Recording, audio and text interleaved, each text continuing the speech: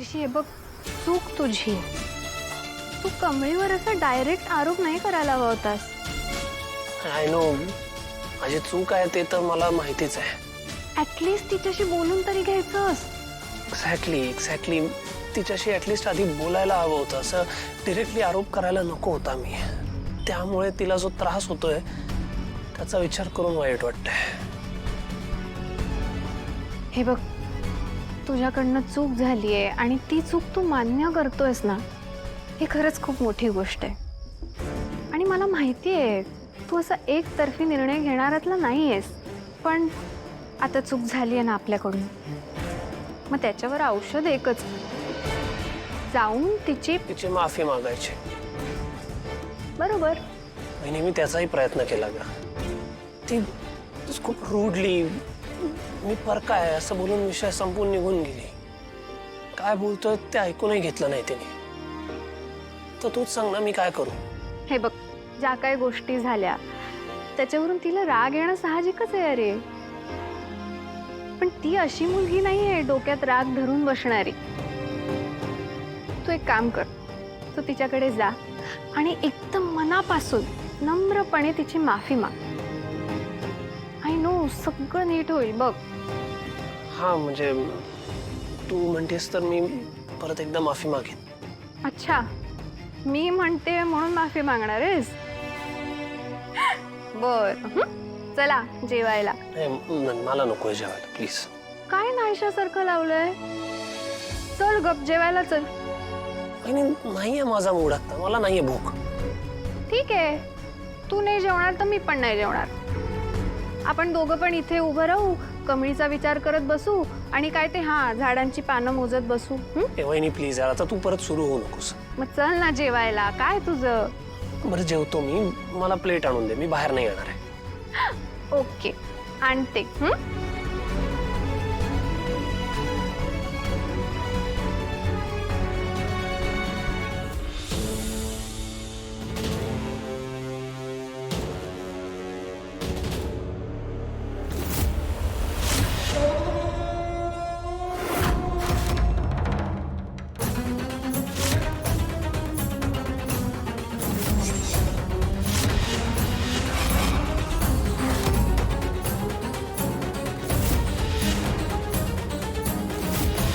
कामिनी तुम्ही? मीच. कमळी, तुला आकाशात खूप उंच उडायचं, खूप मोठं व्हायचं, खूप प्रगती करायची आहे तुला. मी तुला अशा उंच जागी घेऊन जाणार आहे ना, जिथून तुला कोणीच खाली खेचू शकणार नाही. अन्नपूर्णा ज्या नातीची आतुरतेने वाट बघती, तिची मोठी नात तूच आहेस ना. तू म्हणजेच गौरीची मुलगी आहेस. बाई, किती शोधायला लावलंस मला. खूप तुझ्या मागे धावले, खूप दमवलंस.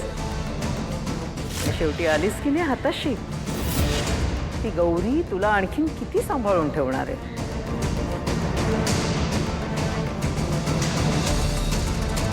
कारण तुझा मृत्यू हा फक्त कामिनीच्या हातूनच होणार.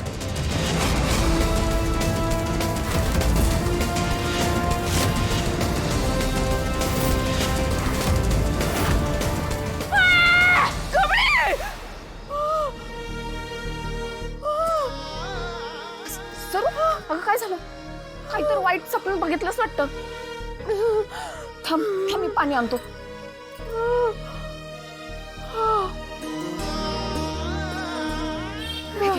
पाणी पी.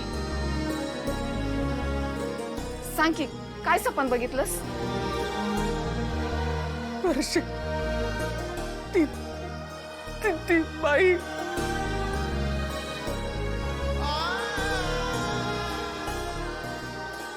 वर्षे, त्या बाईनं माझ्या कमळीला हुडकून काढलंय ग.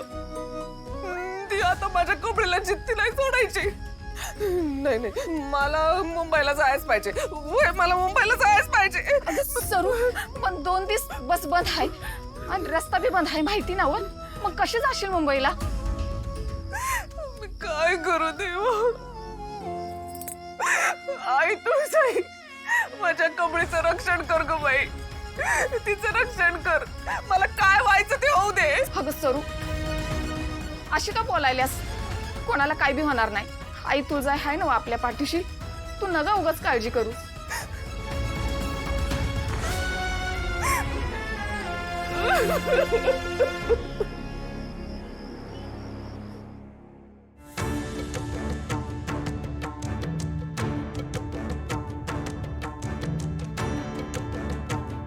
कोण ही? शी इज रिधिमा. MBA करते, US ला असते. तुला हिचा नंबर पाठवलाय, get in touch with her. Y? कारण रिधिमाशी मी तुझं लग्न ठरवलंय. काय? आई झालंय ना आपलं यावर बोलणं. परत का तेच तेच विषय काढतेस तू? मला सुद्धा पुन्हा पुन्हा तेच डिस्कशन्स नकोय. आणि लग्न रिधिमाचं MBA झाल्यानंतर सो तोपर्यंत तुमच्याकडे वेळ आहे. Get in touch with her. तिला ओळखून घे. नाही, नंतर मला हे ऐकायला नको आहे की आम्हाला ओळखायला वेळच दिला नाही एकमेकांना. वेळ आहे. Call her, get to know her. I I I hold your horses. मी आत्ता नाही लग्न करणार आहे. मी तुला विचारत नाहीये, तुला सांगतेय. तुला याच मुलीशी लग्न करावं लागेल. अगं पण का? तुला काय वाटतंय? तुझं हे जे चाललंय ते मला कळत नाहीये. मला एक्सप्लेनेशन नकोय ऋषी. आता हॉस्पिटलमध्ये काय झालं हे तुला आणि मला चांगलंच माहिती आहे. आई, मी त्या टीमचा कोच होतो म्हणून मी ऋषी, इनफ. मला परत परत ह्याच गोष्टींवर डिस्कशन नकोय. तुला माहिती आहे मला तेच विषय परत परत बोललेले आवडत नाही. आणि तुला जर असं वाटत असेल ना, आई काय सारखा माझ्या लग्नाचा विषय काढते, तर let me make you one thing very very clear. माझ्या जबाबदाऱ्या आहेत आणि त्या मला पार पाडायच्या आहेत. तसंही तुझं आता लग्नाचं वय झालंय. So I think you should get married. मला माझ्या जबाबदारीतून मोकळं व्हायचंय. कळलं? आई आई अगं काय चाललंय तुझं? लग्नाचं वय काय, जबाबदाऱ्या काय, सरळ एका मुलीचा फोटो आणून देतेस तू. काय चाललंय काय? का नाहीये तुला इंटरेस्ट? माझ्या प्रायोरिटीज वेगळ्या आहेत. Is it? ऋषी, कुठल्या आहेत रे तुझ्या प्रायोरिटीज? नाही, मला कळू देत ना. मला कळू दे तुझ्या प्रायोरिटीचं नाव काय आहे. आई, तू काय अर्थाने बोलतेस हे कळतंय मला. आणि तसं काही नाहीये हे सुद्धा मी सांगून झालंय. अजून किती वेळा सांगू? हो, तू सांगितलंय आणि मी ऐकलंय सुद्धा.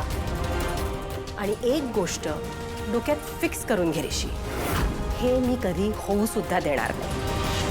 कारण ती मुलगी आहे ना, तिची माझ्या घराच्या आसपास सुद्धा दिसण्याची लायकी नाहीये. सो मी जे सांगते ते कर. Get in touch with Ridhima.